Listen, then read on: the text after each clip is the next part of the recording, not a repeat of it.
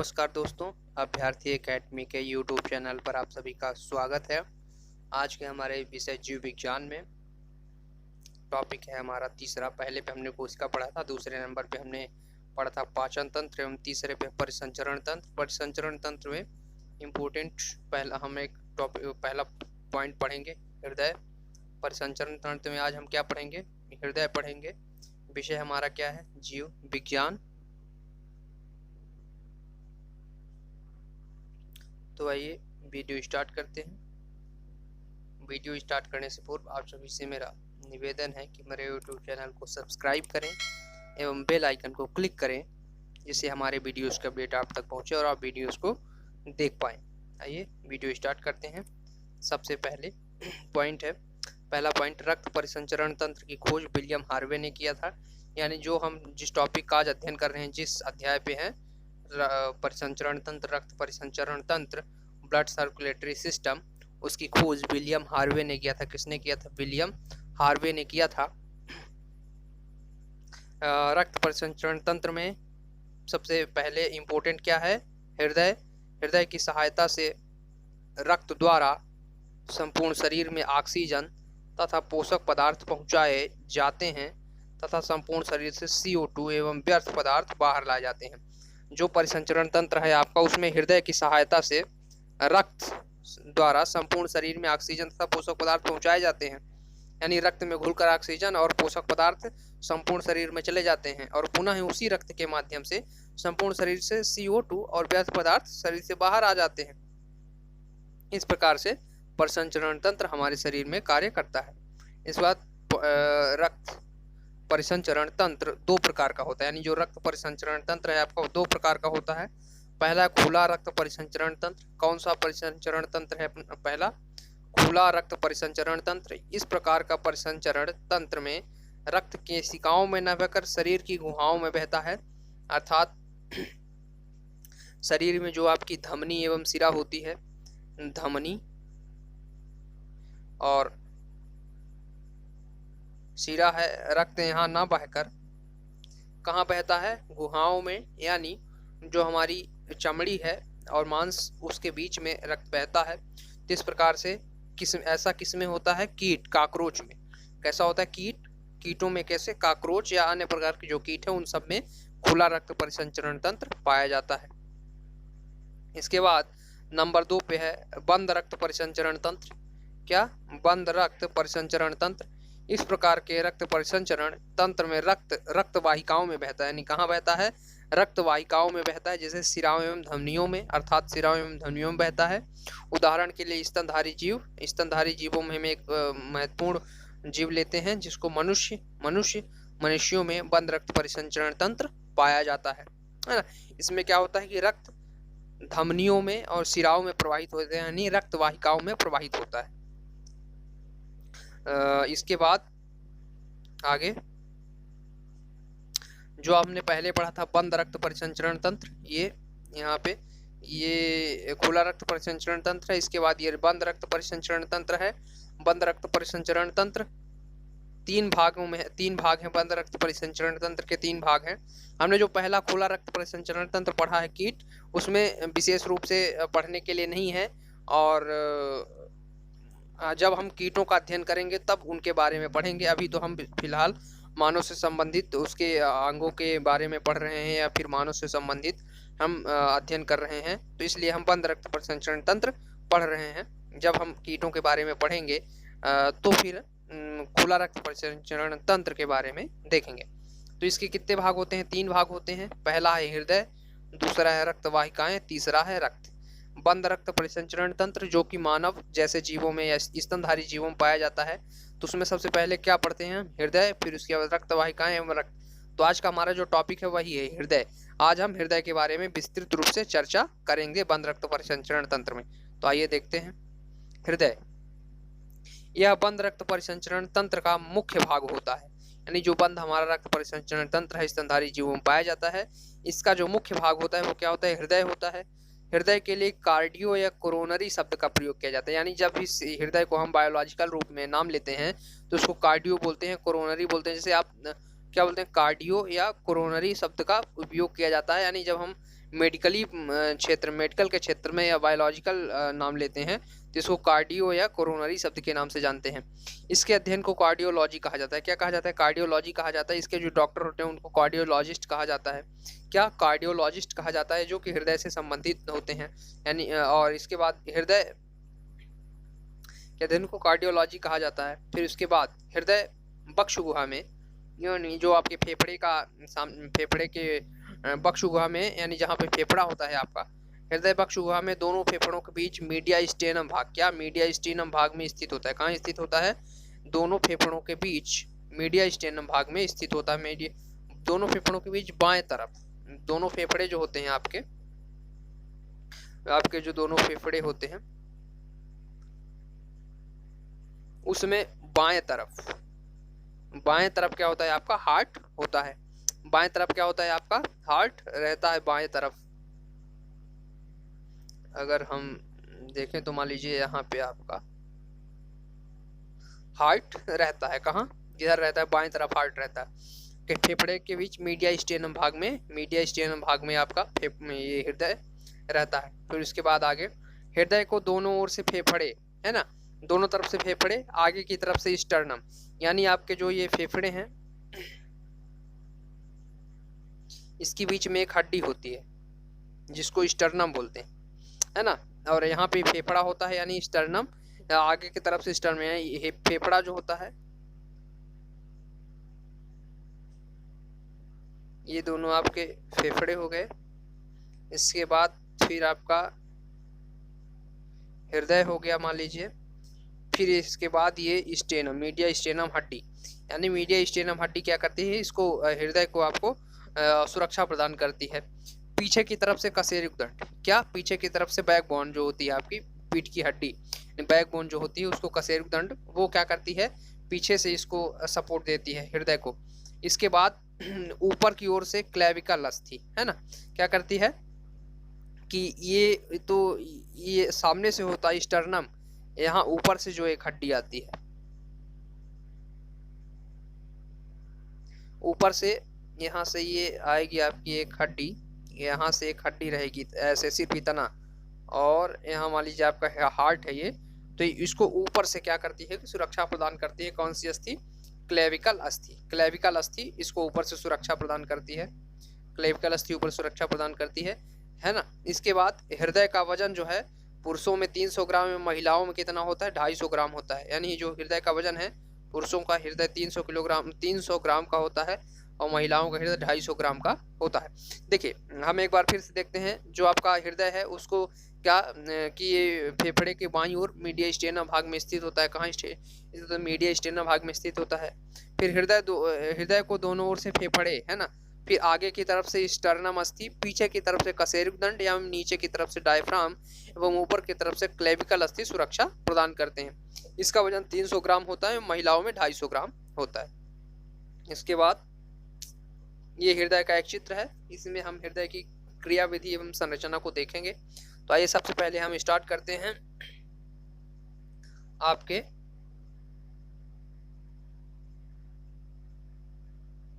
Super vena cava, है ना, vena cava से सुपर वेना कावा, यानी महाशिरा, है ना। क्या इसको बोलते हैं? महाशिरा। इसके दो भाग होते हैं, ये सुपीरियर वेना कावा और इंफेरियर वेना कावा, ये दो होते हैं, superior vena cava, inferior vena cava. Superior vena cava क्या करते हैं कि शरीर के जो ऊंचे ऊपर वाले भाग होते हैं वहां से अशुद्ध रक्त को हृदय के राइट आर्टरियम में लेके आती है, यानी दाएं आलिंद में लेके आती है। क्या लेके आती है? सुपीरियर वेना कावा अशुद्ध रक्त को। और ये इंफेरियर वेना कावा जो है ये आपके अशुद्ध रक्त को यहाँ लाती है ना। इसके बाद दूसरे पे चर्चा करते हैं, ये पल्मोनरी वॉल्व, है ना, पल्मोनरी वॉल्व आपकी यहाँ पे ये। फिर इसके बाद ट्राइकस्पिड वॉल्व, यानी ये रहा आपका ट्राइकस्पिड वॉल्व। ट्राइकस्पिड वॉल्व यहाँ पे, ट्राइकस्पिड वॉल्व क्या है? एक त्रिवलनीय कपाट होता है। यह क्या करता है कि रक्त को जब आपका आलिंद संकुचित होता है, या हम कह सकते हैं कि हाँ आलिंद संकुचित होता है तो नीलय फूलता है आपका, जब नीलय संकुचित होता है तो आलिंद फूलता है। तो जब आपका आलिंद संकुचित होता है तो ये त्रिवलनीय कपाट खुल जाता है और रक्त क्या होता है कि यहाँ नीलय में आ जाता है, यानी ये जो आपका दायां आलिंद है ये संकुचित होता है और यहाँ पे त्रिवलनीय कपाट है, ये संकुचित होता है, ये त्रिवलनीय कपाट है। यहाँ से जब ये खुल जाता है रक्त नीचे आ जाता है।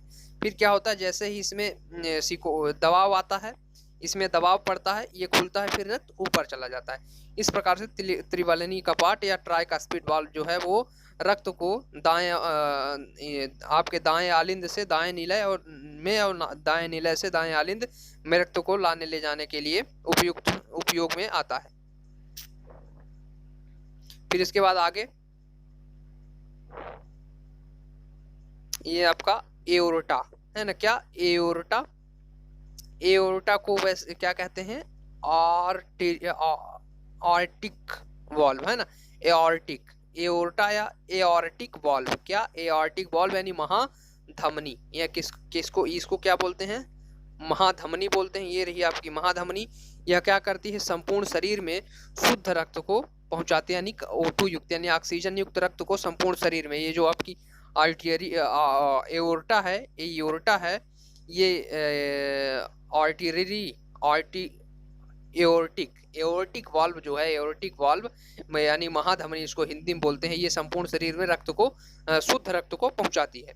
ये जो आपका ये वाला है, यहाँ पे अशुद्ध रक्त होता है, राइट आर्टरियम और राइट वेंट्रिकल यानी दाएं आलिंद एवं दाएं नीलय में अशुद्ध रक्त होता है एवं बाएं आलिंद एवं बाएं नीलय में शुद्ध रक्त पाया जाता है। क्या शरीर में हृदय में 4 कोष्ठक होते हैं, दायां आलिंद एवं दायां नीलय और बायां आलिंद और बायां नीलय 4 कोष्ठक होते हैं।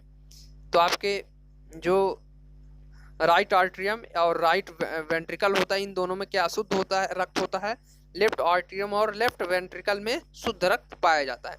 तो ये आपकी जो एओर्टिक वाल्व है, ये महाधमनी, ये क्या करती है, यहाँ से ये एओर्टा जिसको बोलते हैं, ये संपूर्ण शरीर में O2 युक्त रक्त यानी शुद्ध रक्त को संपूर्ण शरीर में पहुंचाती है।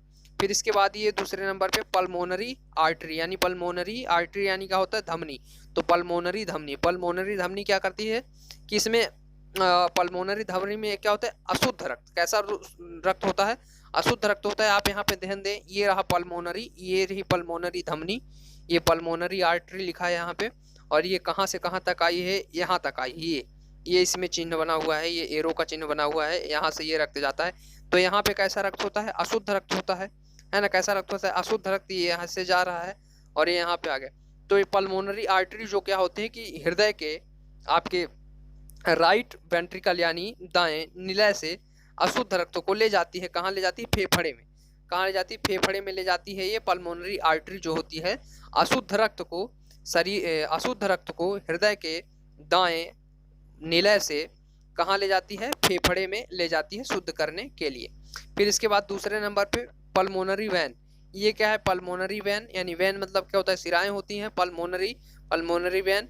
ये यहाँ पे आप देख रहे हैं एरो का निशान अंदर की तरफ लगा हुआ है, ये एरो का निशान अंदर, ये एरो का निशान अंदर की तरफ लगा है, अर्थात ये क्या करती हैं कि ये फेफड़े से O2 युक्त रक्त, फेफड़े से क्या, O2 युक्त रक्त, यहाँ से फेफड़े से O2 युक्त रक्त कहाँ ले जाती हैं, हृदय के लेफ्ट आर्टरियम यानी बाएं आलिंद में शुद्ध रक्त को ले जाती हैं। अर्थात ये जो पल्मोनरी वैन होती हैं, ये क्या करती हैं कि संपूर्ण शरीर से शुद्ध रक्त को, फेफड़े से शुद्ध रक्त को कहाँ ले आती हैं, हृदय में ले आती हैं। कहाँ ले आती हैं, हृदय में ले आती हैं।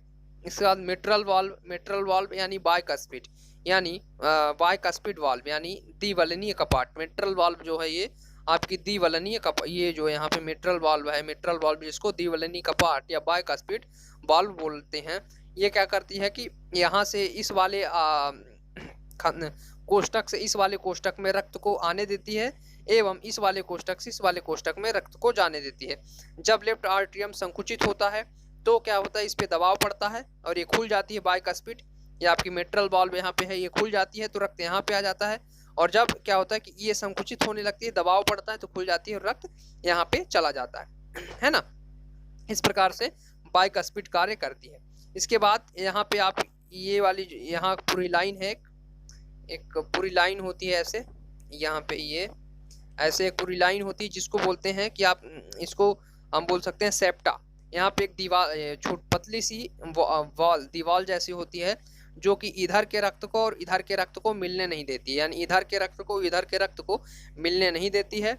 इसको सेप्टा बोलते हैं। क्या बोलते हैं? सेप्टा। यहाँ पे पतली सी दीवार होती है, परत होती है, जिसको सेप्टा बोला जाता है। इसके बाद हृदय का जो बाहरी आवरण होता है, ये पूरा बाहरी आवरण जो है, बाहरी आवरण, इसको बोलते हैं पेरिकार्डियम। क्या बोलते हैं? पेरिकार्डियम। पेरिकार्डियम झिल्ली है जो कि हृदय के बाहरी आवरण के रूप में हृदय को ढककर रखती है। इस प्रकार से हृदय की कार्यविधि एवं संरचना हुई। इसके बाद इसको एक बार जो हमने यहाँ पे समझा है, इसको हम एक बार पढ़ते हैं। हृदय की संरचना में सबसे पहले एओर्टा। यह महाधमनी मानव शरीर में मुख्य धमनी है जो हृदय के बाएं वेंट्रिकल से निकलती है और पेट तक फैली होती है। एओर्टा प्रणालीगत परिसंचरण के माध्यम से शरीर के सभी हिस्सों में ऑक्सीजन युक्त रक्त पहुंचाती है। हमने ये रहा आपकी एओर्टा।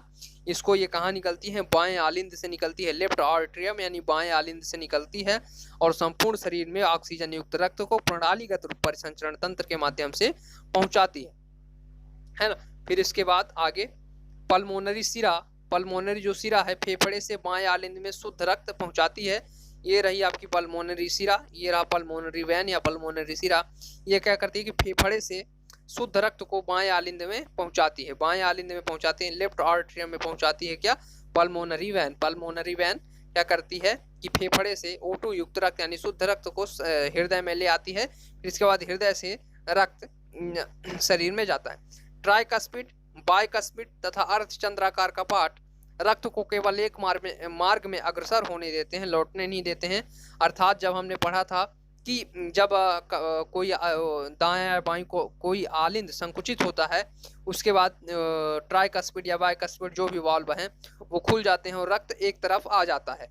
फिर इसके बाद अगर आलिंद पहले संकुचित हुआ, फिर निलय संकुचित हुआ, इन पर ट्राइकस्पिड या बाइकस्पिड पर दबाव पड़ा, ये खुलते हैं और फिर से रक्त क्या है कि ऊपर आलिंद में चला जाता है। इस प्रकार से ये क्या करते हैं कि रक्त को एक मार्ग में अग्रसर होने देते हैं, लौटने नहीं देते हैं। इसके बाद हम किस पर चर्चा करेंगे? पल्मोनरी धमनी।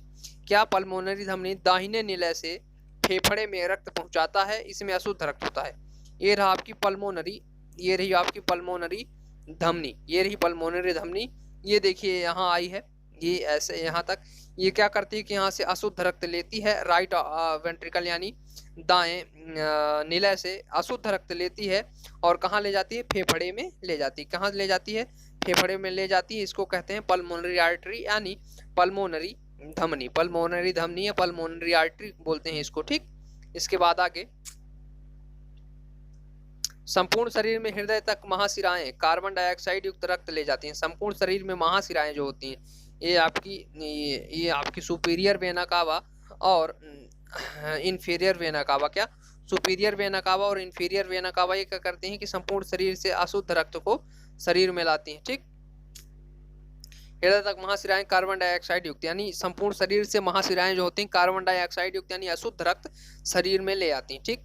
सेप्टा दाएं कोष्ठक एवं बाएं कोष्ठक के रक्त को मिलने नहीं देती। हमने वहां पे भी कुछ देर पहले ही पढ़ा था कि सेप्टा नामक एक पतली सी झिल्ली पतली परत होती है जो कि दोनों कोष्ठकों चारों कोष्ठक होते हैं, उनमें से रक्त को एक दूसरे कोष्ठक में आने नहीं देती है।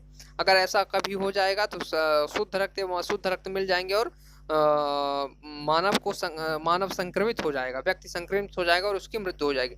इसके बाद हमारा एक यहाँ पे टॉपिक था छोटा सा, जब हम इसको शुरू किए थे हृदय को, ये रहा रक्तवाहिकाएं। रक्तवाहिकाएं इनमें दो होती हैं, धमनी होती हैं और सिराएं होती हैं। क्या? एक धमनी होती है और एक सिरा होती है रक्तवाहिकाओं में, ठीक। तो रक्तवाहिकाओं के बारे में चलिए देख लेते हैं। ये रहा सबसे पहली रक्तवाहिका है सिराएं। क्या है सबसे पहली रक्तवाहिकाएं? हम पढ़ रहे हैं सिराएं। शरीर से हृदय की ओर रक्त ले जाने वाली रक्त वाहिनियों को सिराएं कहते हैं। क्या? शरीर से हृदय की ओर यानी शरीर से हृदय की ओर रक्त ले जाने वाली रक्त वाहिनियों को सिराएं कहते हैं। जो भी रक्तवाहिका संपूर्ण शरीर से अशुद्ध रक्त को हृदय तक पहुंचाती है उसे ही हम सिराएं कहते हैं। अपवाद क्या है इसमें? पल्मोनरी सिरा हमारी अपवाद है। पल्मोनरी सिरा क्या है? अपवाद है। यह क्या करती है? आपकी पल्मोनरी सिरा पल्मोनरी शिरा में शुद्ध रक्त होता है यानी O2 युक्त रक्त होता है, या फेफड़े से हृदय में शुद्ध रक्त को ले जाती है। क्या? फेफड़े से हृदय में शुद्ध रक्त को ले जाती है पल्मोनरी शिरा। ये अपवाद है, यानी शिराओं की जो परिभाषा है उसमें फिट नहीं बैठती है। शिराओं की परिभाषा ये है कि अशुद्ध रक्त होता है इनमें, लेकिन पल्मोनरी शिरा में शुद्ध रक्त होता है, इसलिए ये अपवाद है। इसके बाद आगे धमनियां, रक्तवाहिकाओं में पहले हमने शिरा पढ़ा, उसके बाद ये धमनियां। हृदय से शरीर की ओर रक्त ले जाने वाली रक्त वाहिनियों को धमनी कहते हैं। यानी हृदय से जो रक्तवाहिकाएं संपूर्ण शरीर में रक्त को ले जाती हैं उनको धमनी बोला जाता है। क्या? आर्टरी यानी धमनी बोला जाता है। ये क्या करती हैं कि संपूर्ण शरीर में शुद्ध रक्त यानी ऑक्सीजन युक्त रक्त को पहुंचाती हैं। लेकिन इसमें अपवाद क्या है? पल्मोनरी धमनी। वहां पे पल्मोनरी शिरा थी, यहाँ पे पल्मोनरी धमनी अपवाद है। क्या है? पल्मोनरी धमनी अपवाद है। पल्मोनरी धमनी में कैसा रक्त बहता है? धमनियों की परिभाषा क्या है कि इसमें क्या होता है? शुद्ध रक्त होता है। धमनियों की परिभाषा ये है कि ये शुद्ध रक्त होता है, लेकिन जो पल्मोनरी धमनी है इसमें क्या है? अशुद्ध रक्त पाया जाता है, CO2 युक्त रक्त पाया जाता है। यह क्या करती है? संपूर्ण जो आपकी हृदय में वो CO2 युक्त रक्त होता है उसको फेफड़े तक ले जाती है। कहाँ ले जाती है? फेफड़े तक पहुंचाती है। कौन? पल्मोनरी धमनी। इसके बाद आगे हृदय की मांसपेशियों को रक्त पहुंचाने वाली वाहिनी को है ना, हृदय की मांसपेशियां यानी हृदय की जो मांसपेशियां हैं उनको रक्त पहुंचाने वाली वाहिनियों को कोरोनरी धमनी कहा जाता है। जैसे कि हृदय को कोरोनरी या कार्डियो कहा जाता है, तो जो भी वाहिकाएं हैं, रक्त वाहिकाएं हैं जो मांसपेशियों को रक्त हृदय की मांसपेशियों को रक्त पहुंचाती हैं उनको कोरोनरी धमनी कहा जाता है। हृदय को वैसे भी कोरोनरी कहा जाता है, और कौन से धमनियां पहुंचाती हैं? ये हृदय की मांसपेशियों को रक्त पहुंचाती है, इसलिए इनको कोरोनरी धमनी कहा जाता है। इसके बाद हम हृदय से संबंधित हृदय धड़कन पढ़ेंगे। हृदय धड़कन क्या है? हार्ट बीट जिसको बोलते हैं। हृदय के एक पूर्ण संकुचन तथा एक पूर्ण शिथिलन को एक हृदय धड़कन कहते हैं। क्या? जैसे मान लीजिए संपूर्ण जो आपके 4 कोष्ठक हैं उनमें से 2 कोष्ठकों का एक बार संकुचन और 2 कोष्ठकों का एक बार शिथिलन क्या कहलाता है? एक धड़कन कहलाता है। क्या कहलाता है? एक धड़कन। यानी एक बार अगर आप धड़कता है दिल, जैसे कि कहते हैं कि अगर वयस्क का 72 बार धड़कता है तो एक बार कब धड़केगा? जब एक बार संपूर्ण जो आपका हृदय है वो संकुचित होगा और शिथिलित होगा। इसके बाद मनुष्य के हृदय में लगभग 1 मिनट में 72 बार धड़कता है तथा एक धड़कन में 70 मिली रक्त पंप करता है। क्या? 70 मिली रक्त पंप करता है, यानी 70 मिली रक्त को क्या करता है कि संपूर्ण शरीर में ले जाने के लिए पंप करता है। इसको जो 70 मिली रक्त को पंप करता है इसको आयतन स्ट्रोक बोलते हैं। क्या बोलते हैं? आयतन स्ट्रोक है ना, आयतन स्ट्रोक बोलते हैं इसको। सॉरी, आयतन स्ट्रोक नहीं, स्ट्रोक आयतन बोलते हैं। क्या बोलते हैं?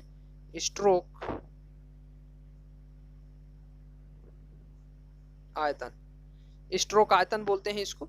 70 मिली रक्त जब हृदय 70 मिली 1 मिनट में 70 मिली रक्त पंप करता है तो इसको आयतन स्ट्रोक बोला जाता है। इसके बाद रक्तदाब या रक्तचाप यानी ब्लड प्रेशर। रक्तदाब या रक्तचाप यानी ब्लड प्रेशर निलय के संकुचन के दौरान मुख्य धमनी एओर्टा के दीवारों पर लगने वाला अधिकतम दाब सिस्टोलिक दाब कहलाता है। क्या है? जब आपका निलय संकुचित होता है, जैसे कि अगर ये हृदय के 2 भाग हैं, हृदय के ये 2 भाग हैं, यहाँ पे आपके एक यहाँ पे ये आपके राइट आलिंद हो गया या आर्ट्रियम हो गया, आलिंद हो गया। ये आपका लेफ्ट आर्ट्रियम हो गया, है ना, लेफ्ट आर्ट्रियम। ये आपका राइट आप क्या हो गया? नीला वेंट्रिकल हो गया भी, और ये आपका लेफ्ट वेंट्रिकल हो गया भी, है ना। ये तो यहाँ पे क्या होता है कि क्या लिखा है? निलय, यानी निलय नीचे वाला है। तो निलय के संकुचन के दौरान मुख्य धमनी एओर्टा के दीवारों पर लगने वाला, यहाँ से मुख्य धमनी यहाँ से आपके जो मुख्य धमनी जाती है, यहाँ से मुख्य धमनी जाती है। तो ये जो यहाँ से मुख्य धमनी जाती है तो ये यानी निलय से कहाँ से जाती है मुख्य धमनी? 1 मिनट,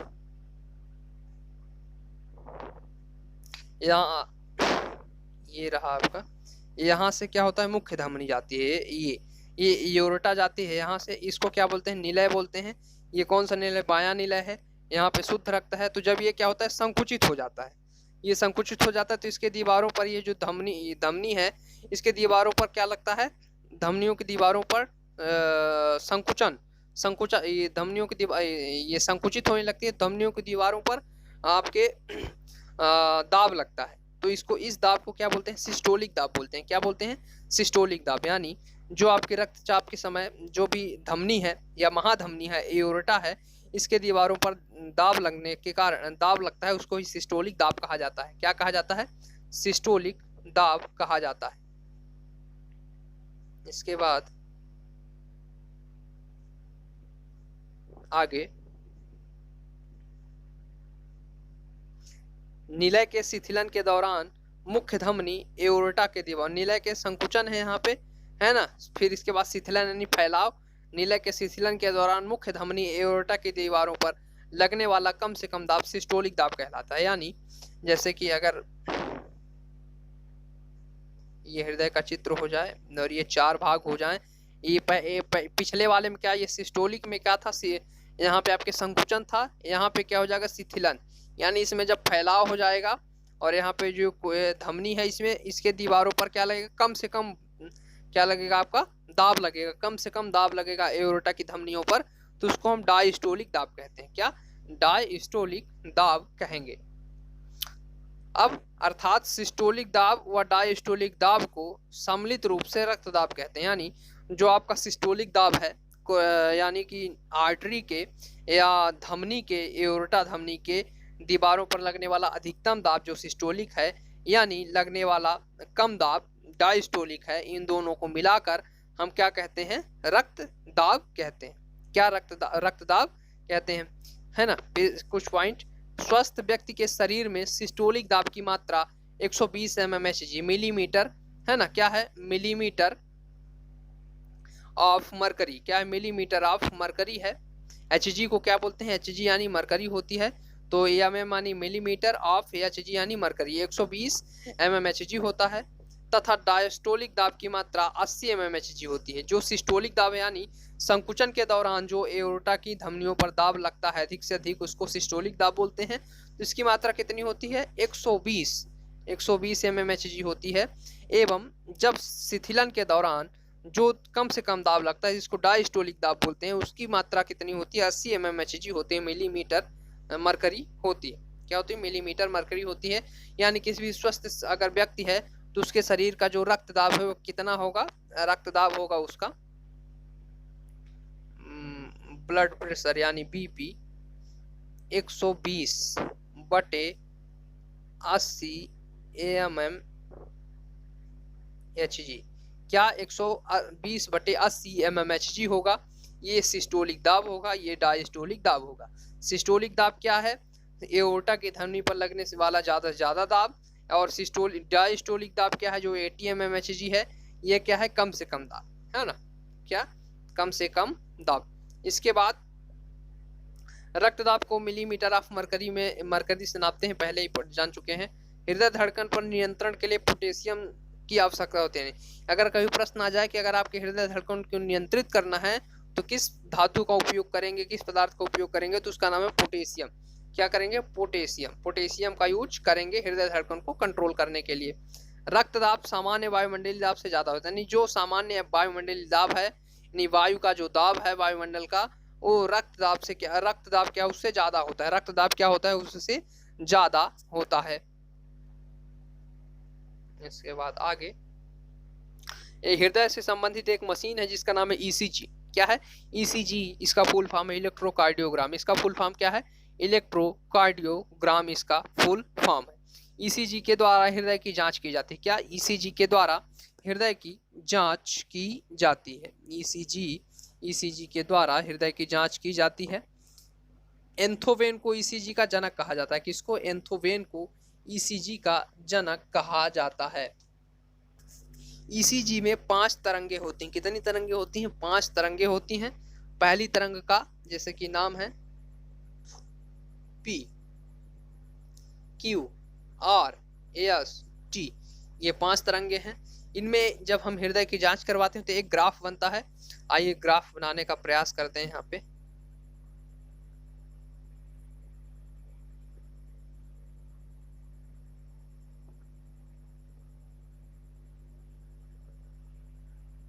ये कुछ इस प्रकार से ग्राफ बनता है इसका।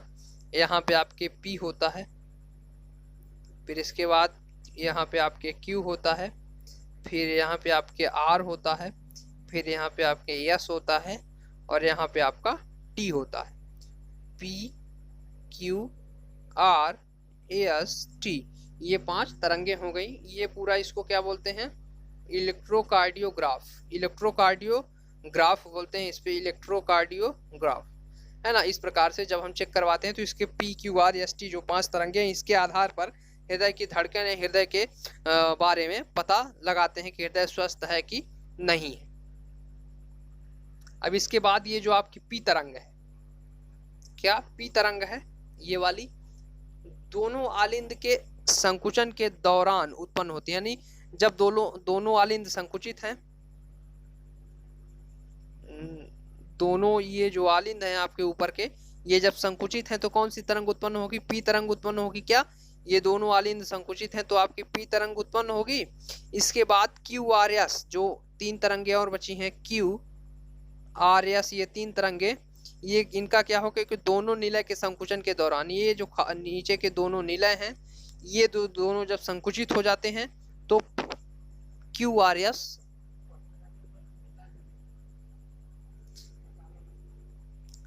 तरंगे, Q R S तरंगे दोनों निलय के संकुचन के दौरान उत्पन्न होती हैं। इसके बाद अंतिम जो तरंग है T तरंग है। T तरंग दोनों निलय के शिथिलन, ये जो आपके दोनों निलय हैं, ये पहले क्या संकुचन के दौरान Q R S तरंग उत्पन्न होती है। T तरंग जो है वो दोनों निलय के शिथिलन के दौरान उत्पन्न होती है। क्या? शिथिलन के दौरान उत्पन्न होती है। इसके बाद आगे हृदय दर। हृदय दर यानी हृदय धड़कन की जो दर होती है, नवजात में लगभग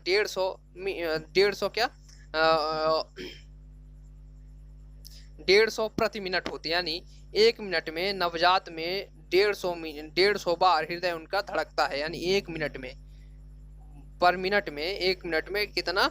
150 बार उनका हृदय धड़कता है। इसके बाद शिशु में लगभग 120 पर मिनट होता है। कितना? शिशु में लगभग 120 पर मिनट होता है। वयस्क में 72 होता है। यानी वयस्क यानी जो कि 15-16 साल से ऊपर हैं, उनमें क्या है कि 72 बार होता है। यानी बच्चों में 90 बार होता है, 90 प्रति मिनट होता है, 90 बार प्रति मिनट होता है। नवजात में 150 होता है, शिशु में 120 होता है, वयस्क में 72 होता है, और बच्चों में 90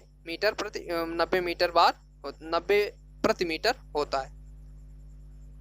इसके बाद आगे जीवों में हृदय कक्ष, है ना। ये जो जीव हैं उसमें हृदय के कितने कक्ष होते हैं, ये यहाँ पे हम देखेंगे। स्तनधारियों में 4 कक्ष होते हैं। कितने होते हैं? स्तनधारियों में 4 कक्ष होते हैं। पक्षी में 4 कक्ष होते हैं। जो स्तनधारी में जितने भी जीव आते हैं उनमें 4 कक्ष होते हैं। इसमें मानव सम्मिलित होता है ना। पक्षियों में 4 कक्ष होते हैं। पक्षियों में जितने पक्षी आते हैं सब में 4 कक्ष पाए जाते हैं। मछली के हृदय में 2 कक्ष पाए जाते हैं। कितने? सिर्फ 2 कक्ष पाए जाते हैं। उभयचर में एवं सरीसृप, यानी उभयचर जो कि जल एवं थल दोनों में रहते हैं, सरीसृप यानी जमीन पर रेंगने वाले, दोनों में कितने? 3 कक्ष होते हैं। कितने कक्ष होते हैं? 3 कक्ष होते हैं। अपवाद स्वरूप 4 कक्ष होते हैं। मगर ये जो सरीसृप है, मगरमच्छ सरीसृप के अंतर्गत आता है। तो सरीसृप में कितने कक्ष होते हैं? 3 कक्ष होते हैं। लेकिन मगरमच्छ जो है अपवाद है, इसमें कितने कक्ष होते हैं? 4 कक्ष होते हैं, है ना। कितने कक्ष होते हैं? 4 कक्ष होते हैं। हमने अपने जो आज का हमारा परिसंचरण तंत्र है उसमें हमने 2 चीजें पढ़ी। एक हृदय पढ़ा, दूसरे पे हमने रक्त वाहिकाएं पढ़ी। रक्त वाहिका में हमने शिरा एवं धमनी पढ़ा और हृदय पढ़ा। इसके बाद अब हमारा तीसरे नंबर का है रक्त। तीसरे नंबर का क्या बचा है? रक्त, यानी ब्लड बचा है, जिसको हम अगले वीडियो में कंप्लीट करेंगे। अगले वीडियो में हम देखेंगे कि रक्त के बारे में पढ़ेंगे। तब तक के लिए आप लोग इस वीडियो को देखिए और याद करिए। नमस्कार, धन्यवाद। हमारे YouTube चैनल को सब्सक्राइब करें, लाइक करें एवं शेयर करें।